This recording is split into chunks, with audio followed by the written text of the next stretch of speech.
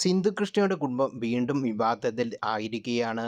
സിന്ധുവിന്റെ സഹോദരിയുടെ മകൾ തൻവി സുധീർ ഘോഷ് മുത്തശ്ശിയെ നോക്കാൻ കാനഡയിൽ നിന്നും എത്തിയതോടാണ് സോഷ്യൽ മീഡിയയിൽ ചർച്ച തുടങ്ങിയത്. സിന്ധുവിന്റെ അമ്മ സിന്ധുവിനോടൊപ്പം സന്തോഷത്തോടെ കഴിയുകയാണെന്ന് എല്ലാവരും കരുതിയത്. എന്നാൽ അതായിരുന്നില്ല യാഥാർത്ഥ്യം. താൻ ഒറ്റപ്പെട്ട് കഴിയുകയാണെന്ന് ഇവർ തൻവിയോട് തുറന്നു പറഞ്ഞു. അമ്മൂമ്മ വിഷാദത്തിലാണെന്നും വീട് ആകെ മോശം അവസ്ഥയിലാണെന്ന് തൻവി തന്റെ ബ്ലോഗിൽ തുറന്നു പറയുകയും ചെയ്തു.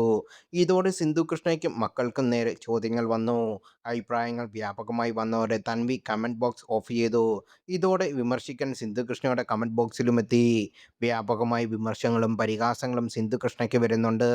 അഹാന കൃഷ്ണ അപ്പൂപ്പന്റെ മരണശേഷം വളരെ ഇമോഷണലായി സംസാരിച്ച ഒരു വ്ലോഗ് പങ്കുവച്ചിരുന്നു.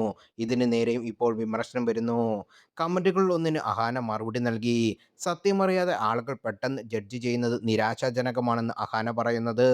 ഇതിനിടെ അഹാനയും സിന്ധു കൃഷ്ണയും സോഷ്യൽ മീഡിയയിൽ തൻവിയെ അൺഫോളോ ചെയ്തതിന്റെ വാദം റെഡിറ്റിൽ വരുന്നുണ്ട്.